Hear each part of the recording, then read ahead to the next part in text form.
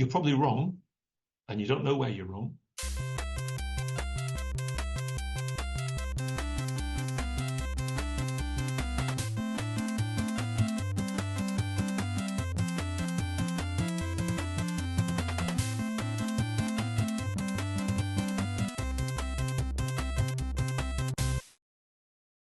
Welcome to Thinking Deeply About Primary Education, the podcast that makes time and space to think about pedagogy, teaching and learning, professional development, anything of interest to time poor but enthusiasm-rich primary teachers. This week, I'm joined by Richard Selfridge. Hi, Richard. Hello there. Hi. It's great to have you back. I mean, it's been a while since you were on with Jamie talking about assessment. What have you been up to in the months since we last met? Yeah, so the last time Jamie Pembroke and I were discussing assessment, so Jamie and I have been working even more closely together to the point that I've now joined him working with insight tracking, to do more of the kinds of things which I've been doing for the last while, which is a lot of data consultancy. So education data consultant, working with schools, with MATs, with organizations, just trying to help people who are aware that they would like to make improvements to their use of data and just need professional guidance within that. And so I say I'm going to be doing some more of that for Insight, as well as also continuing the other work which Jamie and I have done. We've been podcasting ourselves. We run the Data Busters podcast, but we also run conferences, we run training, we run assessment days. And so doing a lot more of that and doing it alongside Insight, who, again, do a lot of work in that area, helping people to manage their data. So yes, so I'm a few changes. I'm doing, working with Insight, but continuing a few other things that I'm doing as well. I am extremely jealous that Insight managed to call their big event Disco. That's quite the coup. Oh, that took us quite a while. We liked the fact that we could come up with it because we knew, I mean, some people, I don't know who these people are, but they think discussing data is tedious. I heard a wonderful discussion with Stuart Ritchie on his fantastic podcast, which I can highly recommend, where they were talking about statistical significance and suggesting that people would find this boring. Anyway, but clearly data is a bit of an interesting one. So Jamie and I decided that we needed to have something to say, well, we'd like to have a conference, like a day, which is just not just the two of us, other people as well. So Josh Perry is involved, and we invite people in the areas where we do the conferences. But we needed a good name. So yes, the Data in Schools Conference, shortened to Disco, that won the name game. Yeah, it's good. It's going to take some beating. Absolutely. So our focus is going to be on uses of student data, because I know that's something you've been spending a lot of time thinking about recently. And I think, in my experience, student data gets misused in many ways. And again, in my experience, causing adverse workload in many instances. What are some of the common errors or misuses that we as teachers and school leaders should be aware of? Yes, I think, again, there are lots of things that people think about data and about numbers, about information, that are, when you question teachers, those working in schools and wider organizations, about their understanding of assessment and of data. They often you find that people are working on sometimes false premises, or they're just unsure, they're uncertain. I think there's a useful analogy here with when we're teaching in primary. We're often, in secondary too, but in primary, we're always thinking about, well, what misconceptions might pupils have here? How do I deal with those misconceptions? And I think it's worth thinking about that data in those ways as well. What misconceptions might people have, and what mistakes might they make? And there are a number of things, I think. We've moved on in primary in England from a system that was very criterion based. So we had big long lists of things that we would be ticking off to see whether children had achieved certain things, or at least we thought children had achieved certain things, because all we could see was performance, and we were having to try and make our best teacher assessments, which can also sometimes be best guesses as to what children might do. So we've moved on from that, although there's still a remnant of that in the system. And we've moved to the situation now where lots of people are using standardized assessments and are using those. And again, I have a lot of time for well administered standardized assessments. But I think one of the things here is there's a really useful piece published recently by Sam Sims. Some of your listeners, other listeners may know, who's a great researcher and does lots of different things for lots of the big research bodies. But he wrote a piece which is called, it's got a great title, A Proposal for Saving 5 Million Hours Per Year, 1 Day Per Teacher of Workload Without Harming Pupil Achievement. But again, I love the fact that in that, Sam, basically, he looks at some really useful things. And I think these are the things to consider. Standardized assessments are very useful. You get a standardized score from a standardized assessment. But because of the legacy of progress, people want to look at one standardized score and another standardized score and say, well, how has a child progressed using these things? Now, there are ways that you can give some kind of indication as to the change that might have happened for a pupil. But Sam's blog is really useful. He kind of talks through some of the really good research that we have. FFT Data Lab did a really good post looking at, or how much change is there, particularly at a termly level, from one term to the next in a standardized score in primary. And it's really useful. This is something which I talk to the schools I work with a lot to say, you would expect there to be not a great deal of change for most pupils. And that's what turned out to be the case. For some pupils, there is change. And for those pupils, it's interesting.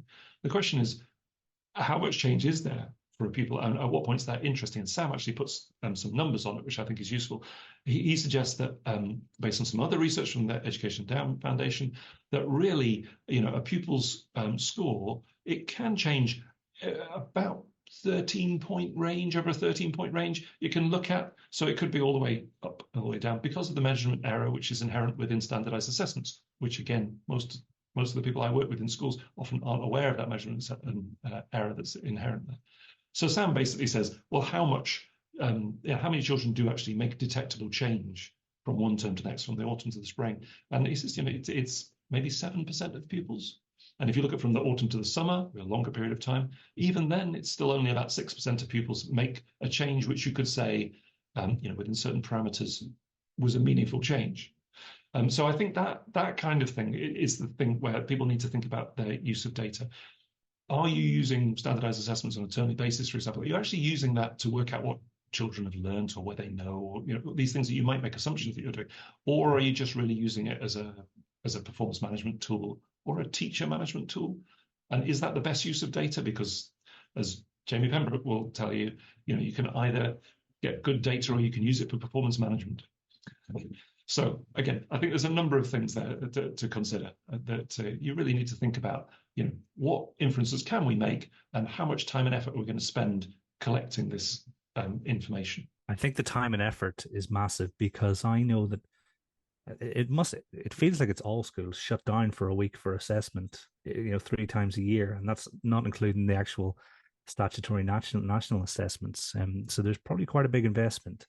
Yeah. And like you say, using data in ways that are likely to impact on people's performance management, even though lots of schools are moving away from that kind of idea, probably still happens quite a lot, just by the nature of the bubble we're in. So I think it's, when I read Sam's blog, it's like, oh, again, everyone needs to read this. Everyone needs to hear this message. It's a really big piece which I've been pushing a lot. I think it's really useful. Exactly, and primary schools, because historically we've wanted to capture some kind of data. At least we're doing it termly now. And again, the good news is that 5 years ago there were still a lot of primary schools that were doing things more than termly, 6 times a year, or more often than that. But at least now we've got fairly good data from TeacherTapp to suggest that most primaries are now doing it once a term. But as you say, in that once a term, how much time is being spent on it? I do think it is useful to collect information, but with the schools that I've worked with and the organizations I've worked with for the longest, I'm encouraging them to get to the point where they're only assessing maybe twice a year, because they've got a lot of data. They can see that the changes, you can't detect a great deal of change using a standardized assessment, and any change that you do see, you can't make too many assumptions from those changes that you do see. So if you can move to that point, and you can be a data confident school and say, it's fine, we will assess our pupils in, let's say, typical through primary in year 1, and then in year 2, and then in year 3. So by year 4, we've got 3 years worth of data now. We've also got all the teacher assessments, because we're going to ask teachers to assess, but that can be a relatively streamlined process. So you can do that. So you can begin to just take control of your data. Understand, it is really useful to have standardized assessment, but you don't want too much of it because of Sam's blog, for example. Do you think there are any parallels with the move away from what's known as triple marking, in as much as once schools took the leap of faith, they didn't notice any discernible difference, and actually you've saved time and can be more impactful. Do you notice that with the schools that do make that leap? I think so, yes. And for the similar kind of reason, once you understand, triple marking, again, I wrote a piece on it a while ago, and it was quite a thing, but it came in because of that sort of fear, and people wanted to demonstrate what they were doing to outside bodies effectively. And that's a little bit of some of the work or some of the workload that's been that we've had within data is because it's been used as an audit function. So I think there's a bit of that. But I think once people understand a little bit more about, for example, the design of a standardized assessment, I talk about this a lot when we do discos and we do other things. If it's a well-designed standardized assessment, then it's designed, again, and my key thing here is the items, the questions on the assessment, they're designed to differentiate between pupils. And the key question they're asking is, are you the type of child who can answer this question correctly? They're curriculum informed, but they're not actually trying to work out whether the child knows that bit of information. They're not diagnostic in that way. And a lot of schools mistake them for being diagnostic tests. Now, you understand that as a teacher. You want to know whether a child knows something you've taught them or whether they can do something you've taught them. But a standardized assessment isn't the best way or even a particularly effective way of doing that. There are other things that you can do as a teacher that help you to understand what your pupils can do and can't do and what they know and what they don't know. So I think I think that the time has come for people to just investigate these things a bit more, understand a bit more, which is why Jamie and we wrote Data Proof Your School, which is a book aimed at leadership in school, really. And there's a whole section there about the limitations of assessment so that you understand these things, so that you don't spend a huge amount of time, entering ones and zeros into a spreadsheet to try and get some question level analysis, which is probably not very effective use of your time. Of those standardized assessments available, do you have a preference, or is the quality much the same because their samples are reasonably large? There are certain ones which I like. Again, it's a really interesting history as to how they've developed as well, and there's something which I found fascinating of late, because again, standardized assessments we have them in English, in reading and in maths, really. You can get them in a couple of other subjects, the hierarchical subject, but not many. But we're talking about reading and maths. And if you go back to 10 years ago, there weren't that many standardized assessments that were available in schools. And most of those were annual ones, because schools were assessing in different ways because of the levels framework. So they were assessing in different ways. But then as soon as levels went away, a whole bunch of companies started producing termly tests because that's what schools wanted. So that's an interesting bit of, once you understand that, you think, okay, so why are there termly tests? Is that because that's the best thing to do? Because before there was all this focus on standardized assessments, we were just doing them once a year. But in the transition out of levels, we began doing them 3 times a year. So there's some things to be said there. I think there's a couple of things that my main things, I don't really have a big preference about them, because looking at them, if it's a well standardized assessment, if it's reasonably well aligned to the curriculum, so it should be testing roughly what the children know. It gives you a good indication as to whether children are achieving within the broader curriculum or not. So I don't have too many issues with that. Some of them are, more tightly designed. So some of the assessments tend to use a lot of questions items from the current year. And so you hear for some assessments that people will say, oh, these aren't very good at assessing my pupils who have special educational needs, disabilities, or who have English as an additional language or some additional learning need. Because often these tests are quite skewed towards the current year, because schools want to use them diagnostically, even though they're not designed to do that, but that's how they want to use them. Other assessments will be a little bit less weighted towards the current year, and they'll be a bit more, all the assessments will tend to have a number of items from this year's curriculum and previous year's curriculum.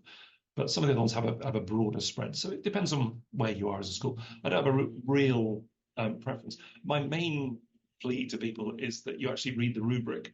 You understand what the test provider tells you about, particularly about the timing of assessments. I work with a lot of schools who say, oh, we do this particular assessment and we do it at this particular time. And we do it at this time, usually the week or 2 after half term, because somebody wants to put some numbers into a spreadsheet. And then you look into the rubric of the assessment and you realize that the assessment is designed to assess the whole term's learning, because it's quite geared towards this term. So therefore it has some items in that you haven't covered in your curriculum yet.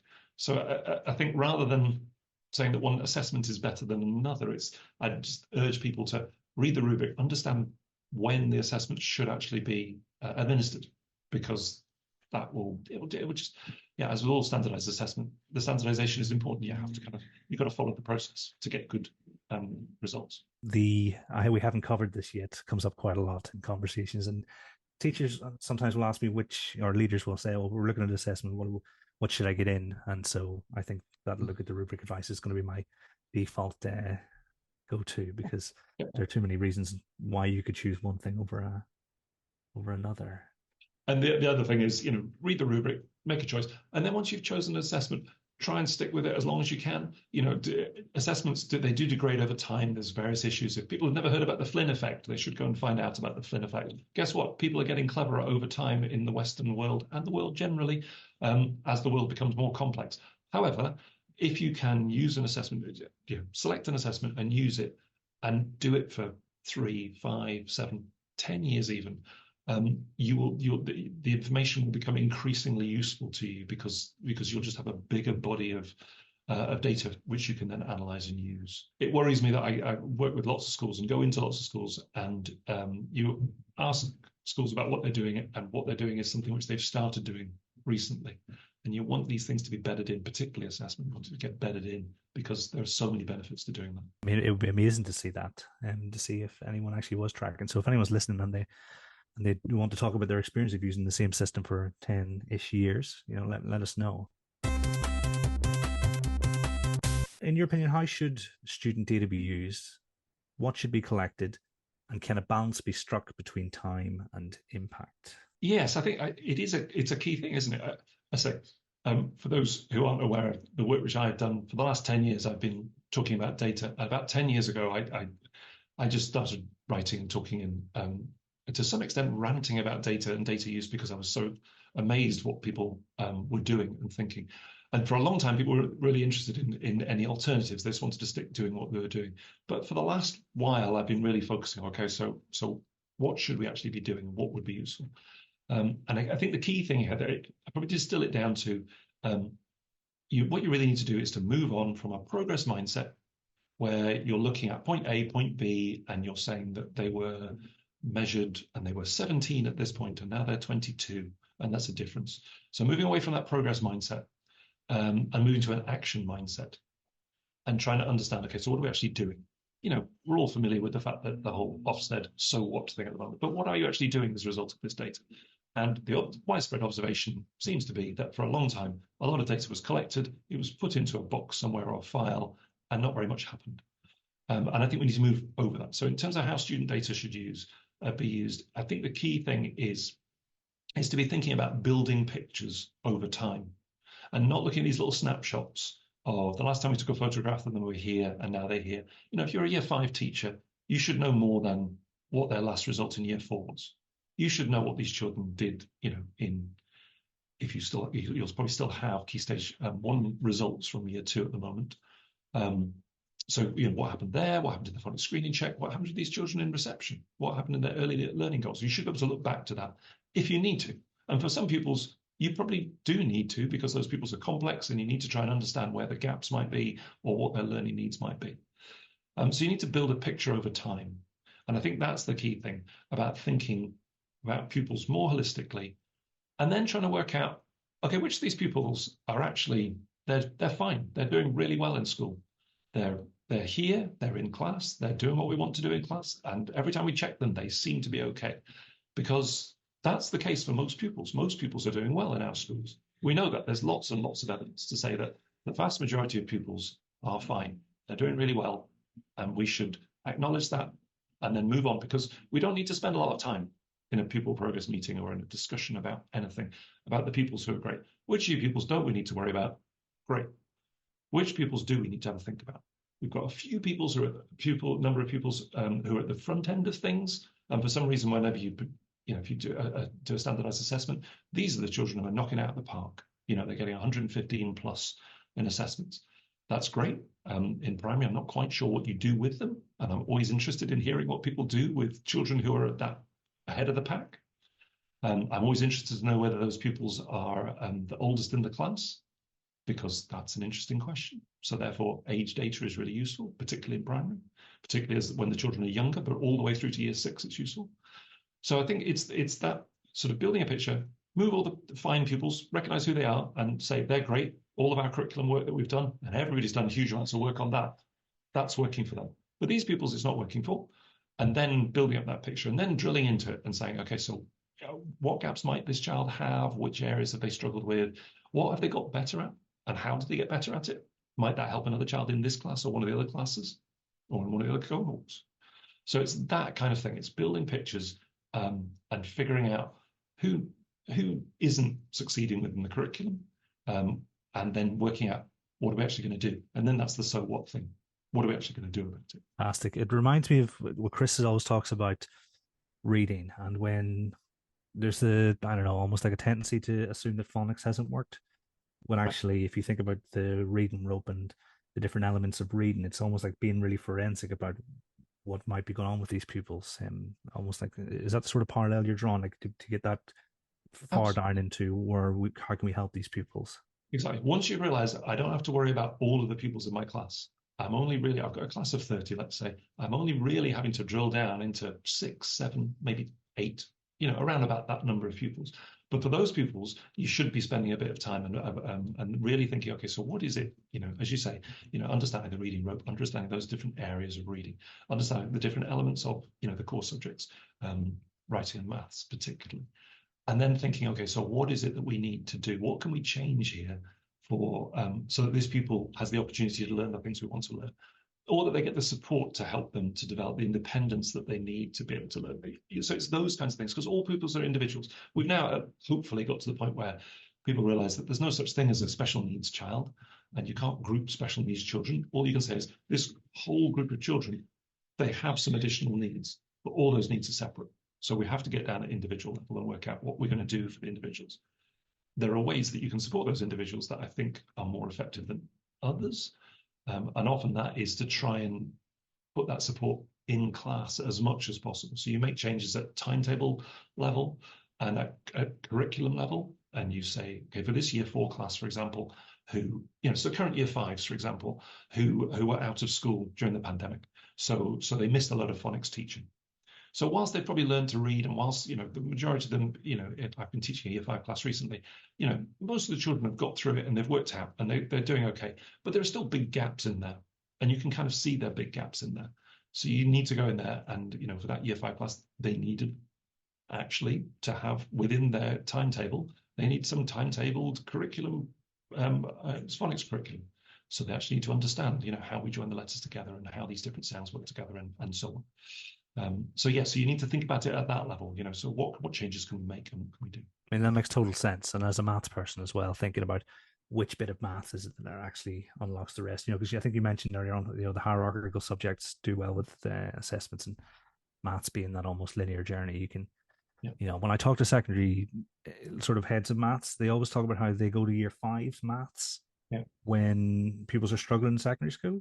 Yep. And actually, I say that, well, no, you need to go way further back, because year 5 is the hardest maths in the primary curriculum. Exactly. The thing which I say is, basically all the way up to year 4, you're working with whole numbers pretty much, and and children should be, by the end of year 4, they really have got the idea with whole numbers. Once you get into year 5, suddenly you get into the whole bit of where you say, yeah, but that's not the whole picture, children. There's bits of numbers, and there's some of these numbers that are on the wrong side of 0.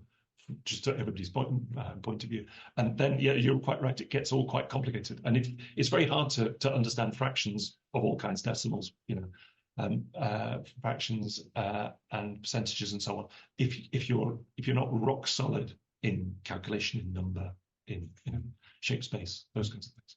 I mean, it feels like this kind of shift actually shouldn't take too much effort from schools. I mean, when you're working with people, do you find they need to make wholesale changes, or can they just tweak things to get towards the point where actually they're being more effective in their practice? It's a gradual change. Again, and I've done enough work with schools to understand that you need to be really clear what changes you're going to make and have a timetable for them that is feasible, and that you don't make wholesale changes. It's the whole Chesterton's fence thing. where don't remove something if you don't quite understand why it was put there to start with. And making wholesale changes without really having thought about the consequences is tricky. Again, there's a great EF bit of guidance that came out recently about managing change in schools that I think is really useful. It builds on the assess, plan, do, review cycle, which we're all familiar with. But basically says a similar kind of thing. You need to work out what it is you want to change. You need to make sure that you then put some change in place, and then assess whether it's worked and so on. So when I work with people, I say, don't change a lot of things, but there's a few things you need to do. There's a few, you want high quality data. So you're going to need to work out what data you need. What do you actually need? This will be a wider set of data than you've probably been using because you'll have been encouraged to just focus on progress, pretty much. You'll have forgotten about the fact that summer-born children are systematically different from autumn-born children. Because we forget about that. It's amazing how often that happens. There'll be all kinds of other bits of information that you might not have focused on. The fact that a child might have had a medical issue 3 years ago that's not captured in your system anywhere, and therefore the teachers further up the school just, are not, they don't understand that. So a child's got misconceptions because they've missed some schooling or they weren't able to focus as much. So those kinds of things, I think. But no, the things I show when I'm working with schools is to say, there are good standardized assessments for maths and for reading, so you should really get those sorted out. You should think about what you're doing with writing. There are ways of assessing writing that are more efficient. You should certainly look at no more marking and consider whether you're going to do some kind of comparative judgment. In the foundation subjects, there are other things that you can do so that you can see development over time. Not progress over time, development. Are these people sticking with the curriculum? Are they able to do more? Do they know more? All those things that often talk about. So I think there's a number of things there, but at the same time, you also have to work out, well, what's actually working in the school? Because one teacher or one department or one group, one cohort, they might be working really well and they might have some really effective practices that they can share with colleagues. So I think it's that sort of gradual process of just basically saying to people, what are you doing at the moment? What do you want to do? How are you going to get to where you want to be? And supporting them through that. I think that'll both be really reassuring and really helpful for leaders who are considering these changes to know that actually it sounds very manageable. I mean, just on the whole summer born, what did we discuss Malcolm Gladwell's? I know Malcolm likes to round off the edges. Did we discuss his hockey players and footballers? We have done. No, we didn't do last time. But again, it's a really indicative and it illustrates the issue really well. You've read the piece about the ages of professional hockey players in the States, ice hockey players. It's extraordinary. Yeah, I mean, I think whenever I read Outliers, that was one of the. It's just sort of you're making connections between what you're reading and what you do on a daily basis. And it's like, wow, yes, The basic, the argument that Gladwell uses using a lot of data is to say if you look at professional hockey players in the National Hockey League in the States, a huge number of them, more than 50% of them, are born in the first quarter of the year, and part of the reason for that is because they're put into a cohort. They're the oldest children, so they're the biggest children usually, physically bigger. As a group, they're physically bigger. Individuals, again, none of this is about individuals, it's about a group. So as a group, they're bigger than other children. And because they're bigger, they're probably stronger, they're probably more able to do things. So they look like they're better. So the key thing is that they start to get better coaching. They start to get better coaching relatively early on. So that by the time these hockey players are 14, 15, 16, they've had much, much more intensive coaching from more highly qualified coaches. They've played with other hockey players who've had good coaching, so they've played at a higher level. So that by the time they get to 16, they're so much better as a group than the autumn-born, particularly the winter-born, the last quarter of the year. The last quarter of the year, those born there. That isn't to say that there are some hockey players from that last quarter. There definitely are. But they're anomalies. They're unusual, and it's exactly the same in a class in school. It's really worth knowing who's the oldest, who's the youngest, what's the rank order in your class, and you would expect the older children to be able to do more and know more because they've been around longer, and you would expect the younger children to know less and to be able to do less. It's not rock solid at individual level. You get loads of brilliant summer-born children and loads of children in the autumn-born who struggle. But understanding the population trends helps you to begin to understand it's not difficult information to collect. It's basically within your school system. So bring it in, do some very quick analysis, and then you've got some good questions to ask. You'll soon publish, and I think I misremembered this once. It's like it's a guide to using student data. What's That's the right. official title? It's a little guide to using student data. So Little yeah, I've guide. written a couple of books for Sage, and they have they've got a really great strand. There's some brilliant little books which are called Little Guides too, and which I can highly recommend. They're really good, but they're quite short books. They're quite nuggety, and they're aimed at busy teachers. What prompted you to write the book, and what do you hope it will achieve? Yeah, so the book which I've written is a little guide to using student data, which is published June this year, June 2024. Um, and it was prompted because, so I've written a couple of books. The first book I wrote was called Busting for Schools. And largely it was a big thing saying, stop using statistical significance badly, please, Ofsted. This is terrible. It's not making it, you're misusing things, and it's misdirecting people, and they're spending a huge amount of time on things which are not helpful to pupils. So that was largely written at kind of a policy level. I mean, it's just still a great book, and I still recommend it. The beginning and the end, the middle's got lots of maths, but you might find that interesting. I like maths. But that book was quite mathsy, and lots of people in school said, we don't have time to read it. So the second book, which I wrote with Jamie Pembroke, is Data Proof Your School. And that's firmly aimed at busy head teachers, busy senior leaders who just want to, okay, so I want to understand the problem. I want to understand some of the wider issues, and then I want to understand what I can do. And effectively, it's a how-to guide to data proofing your school, which is to say, to take control of your data, to use your data to actually make differences for children in schools, which is what that's about. So having done those, the thing which I've been wanting to do for a long time, now that I've got to the point where people, again, you feel that you're pushing against a little bit of an open door, where people recognize, well, actually, yeah, we could be using this data more efficiently. We could be, rather than feeling hostile about data, which is certainly how I felt about the way it was being used in the 2010s. People have got a bit more open. So I talked to Sage about doing something which said, okay, let's have a practical guide for teachers to say, this is the kind of thing you should do. So there's a number of things which I think, as a working teacher, lots of teachers use things. This is my little anecdote for this. You speak to a lot of secondary school teachers who often say to you, kind of joking, when you're in the pub or somewhere in a relaxed social environment, what is it that you teach these children in primary school? How come they turn up here? There's a whole bunch of them. They can't use capital letters. They can't write sentences. What's the problem here? Now, I thought about this at great length, and I kind of thought, actually, I wonder, is this related to something which I'm aware of in the classroom, which is that for a lot of pupils, they just don't quite know what the letters look like. So it's a key thing. It's like we talk about misconceptions and things some of you might just not have learned. If you don't know what a capital Q looks like, then you can't write that down. If you're not sure what a capital H looks like, then you're not going to write a capital H. You're going to write a lowercase h, because you probably see more lowercase h's, and you're probably used to writing the lowercase alphabet. You don't probably use capital letters too much. So therefore, it's a really useful thing, I think, as a teacher. And I think it's essential that you know which of the children in your class don't quite know the alphabet yet. It's amazing how many children in primary, it's a huge number, but it'll be 10 to 20% of the class, where they don't know the alphabet song, or they've forgotten it. They don't know the order of the letters. They can get up to maybe I and J, and then after that, I don't know if this is your experience, some of them, it falls apart. So I think it's a key bit of information. Now, you can capture that information quite easily. And whenever I work with classes, I always get the children, particularly in an English book, any book that involves writing, in the back page, one of the earliest tasks I ask them to do, as a do now type task, is just write the alphabet, lowercase, uppercase, and then write the numerals as well. You usually have to explain what numeral means, because they don't know what that is. But then get them to write those as well.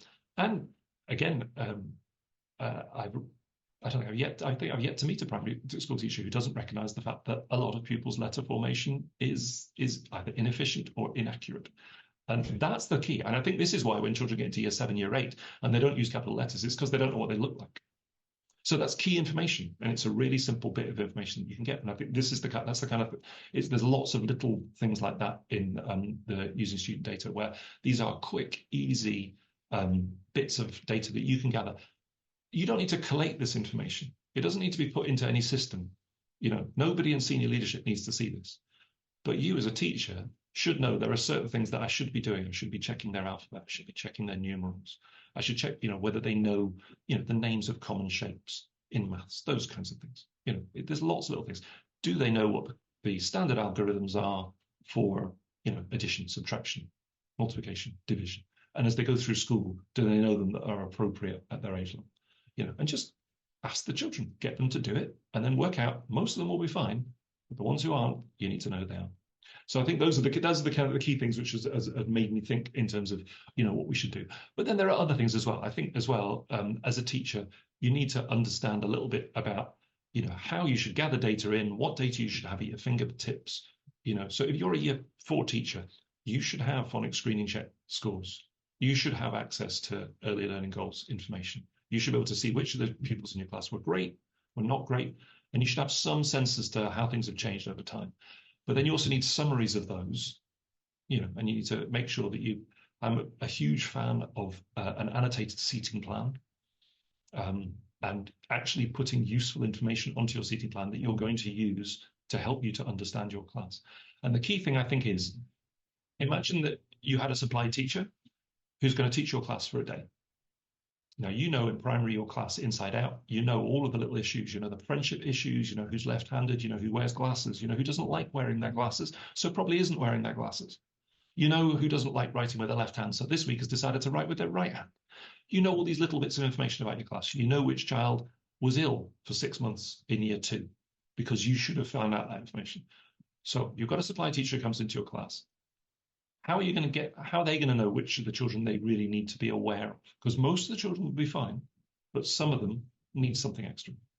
And it's that, I think it distills down to that. If somebody else is going to teach your class, what would they need to have at their fingertips? Because that's what you need to be always working towards. So is the idea that if enough teachers have this information, then you can drive system change upwards? And I ask this as someone who feels like they were banging their head against the wall sometimes in school. Is that your plan? Is that your hope? Well, it's kind of wider than that. Yes. So there's a whole bunch of kind of really, I think, key things that teachers in classrooms should be doing so that they can generate the information which they need to understand. It's all about that formative information, about trying to figure out what can they actually do? What have I seen them doing? What can I get them to show me that they can do? So I'm aware that they've learned it. It's all about, using do now tasks. It's about using the things that are quick, easy, all of this, all of the research that we have into retrieval practice, for example, it's embedding those kinds of things. So it's that. But it's also, there's a bit in the book about helping classroom teachers who probably haven't had time to read Data-Proof Your School or do much training on standardized assessment. There's a bit in there about the benefits and the limitations of standardized assessments. There's a bit about understanding issues to do with, the questions around question level analysis and so on. So hopefully the teachers can be empowered to say, actually, is this a reasonable use of this information? Is this a reasonable use of this data?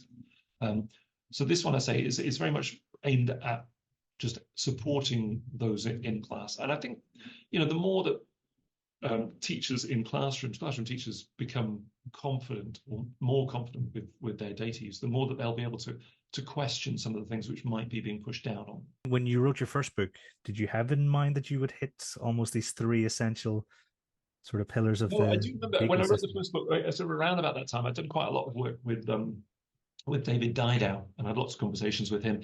And he was always interested in saying, so what should we do? And I was saying, yeah, but David, until people recognize that there's a problem, there's not much point saying to them, you need to really take, I started off quite early on saying, why do people not use age data in primary school? It just doesn't make any sense to me at all. Why do we not really do it? So for example, you should know these things. So I sort of started doing that, but it turned out that actually people was quite so embedded and wedded to the idea that we could measure progress that you just needed a lot of work to help people to understand why that was problematic and why the assumptions that they were making were not reasonable assumptions. So yes, it was kind of always at the back of my mind to say, how can we do that? How can we do this? And I think there are lots of things that you can do in classroom, and that you want to almost reclaim data as being a positive thing. Because again, I've been teaching 20 years, and for those of us who've been around that length of time longer, data did become a bit of a cudgel that people were using. And so it got a bad name, and people were a bit afraid of it or disliked it or suspicious of it. And I don't think that's the case. I say this at discos all the time. You can't teach in England without assessing your pupils. everything that we do is based. You have to assess your pupils. Teacher assessment is vital. You're probably wrong, and you don't know where you're wrong. So you need some kind of independent ways of checking to see whether you're wrong or not. But you can't teach in England without assessment. We're not France, where, famously, it's still a bit of a case this, but famously de Gaulle would say that he knew what children were learning at any given point on a Tuesday in April. I can't remember exactly what the quote was, because that's how they teach, or they used to teach in France. They've changed slightly, but it's still very much a dictated system there. Whereas here, as a teacher, you're expected to understand your class and to teach them accordingly. And I think it's key that you get that information. So I've always wanted to focus on better use of data in the classroom. So it's nice to finally get to the point where I've managed to just distill all of this and put it into an easily readable guide, which you can sit down and read in an afternoon. It's not a long one. When should teachers expect to be able to access it or buy it? I say it's due to be published next month, so I'm expecting probably by the third week of June it should be available. It'll certainly be available for the beginning of the new term, and for loads of keen people will be able to read it over the summer. I'm hoping. I'm really looking forward to seeing the feedback from it, because again, I'm hoping that other people will say, "Oh, actually, yeah, the thing which I do is this." Something which I say I've researched fairly extensively on this one, talked to lots of people about what they do in the classroom, but it'll be interesting to see what response it gets. I imagine there will be a fantastic response on that, and I think you can look forward to lots of the if a book's going well during the summer, it'll be beside the Lilo or the daiquiri in the all inclusive holiday sort of. I'm trying to think what the word is. The poolside. That's what the poolside edgy book. If teachers and leaders take away one thing from this chat, and perhaps one thing from the book as well, if they cross over, what do you hope it is? The main thing is to focus on the children who you need to really understand, because they're complex. There's something that's getting in the way of them being able to access and thrive within your curriculum. And you need to understand the big picture for those pupils. The idea that this child, a child in year 3, has been assessed as working towards, and therefore the new teacher should just be able to push them into working at, just by teaching harder, is I'm hoping something that people will move away from. They'll understand a child who is not succeeding with our curriculum, who's struggling within the curriculum, is not doing what we want to do. Ultimately, they're not going to get to, at this point, it doesn't look like they're going to get to where we want them to get in Key Stage 2.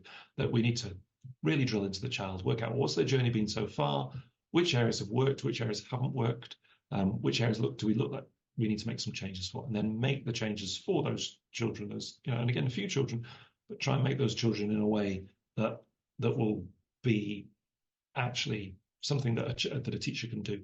So in the book, it's very much, you need a seating plan to understand what you're doing. On the other side of your seating plan, I suggest using an A4 sheet of paper or an iPad, a couple of pages.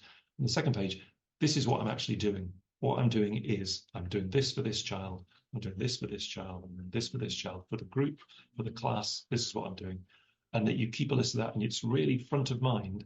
We need to, at every point of the school day, do a bit more work on number, on division algorithms, on alphabet, on whatever it is.